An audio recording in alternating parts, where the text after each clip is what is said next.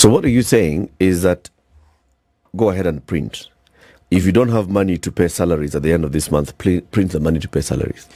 If you're doing it as a stopgap measure, yes, you can easily say, fine, for salaries, let's do this. But I'm advocating for a framework that utilizes money printing as one of the revenue streams. How regular would this be?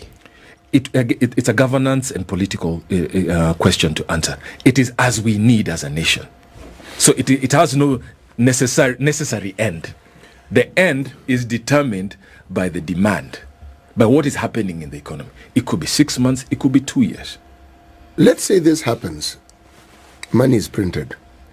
Theoretically speaking, how many billions would you need to print? Just for purpose of a discussion, yes. So at this point in time, if I was in another hot seat like this hot seat I'm sitting on, perhaps somewhere in Treasury or somewhere there, I would be looking at a national job guarantee program. Okay. How much would this cost? Employment is high. So hire people into government. Hire people into government. Mop up the loose unemployment, create employment. So we can then do the calculation. So you print money so that you can pay people. Salaries. Yes. Our bill right now, we're told, is 1 billion shillings. Is that not so? Trillion. That is what we billion for paying salaries. Yes. But that's the current. That is why CS Moses Kuria was up in arms and saying it's not possible that we can keep this money. 1 trillion shillings is what we use to pay. Yes. So all these people get paid. Yes. Then why does the government have a problem raising money?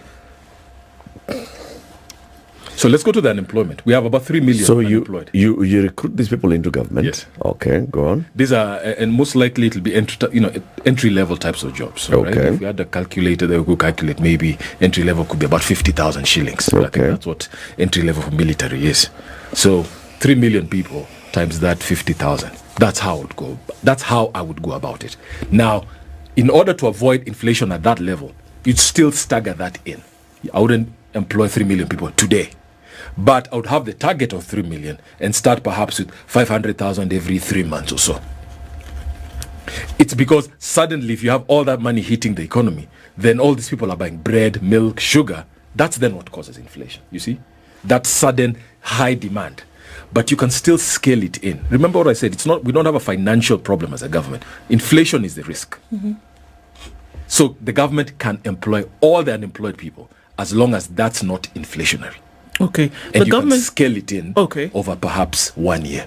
The government employing all of these people with this money, essentially what you're saying is that then this money that is printed essentially goes towards paying people, salaries. But it's paying salaries in drips. It's not just one time it going out and giving it to everybody.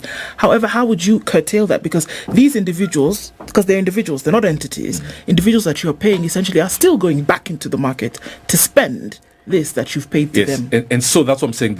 What you do in a national job guarantee program, you don't employ the 3 million at once. Okay. You can guarantee that you're going to employ them, but then January to March, 500,000 employed. So these are the ones earning. January to March, this first cohort of 500,000 are earning.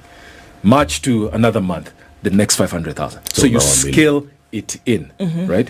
So that by the end of the year, or even by the end of 2 years, you've mopped up that unemployment. And then you have drivers, cooks, security guards, so on and so forth. You can even second people to the private sector. So long as it's not inflationary. As long as it's not inflationary.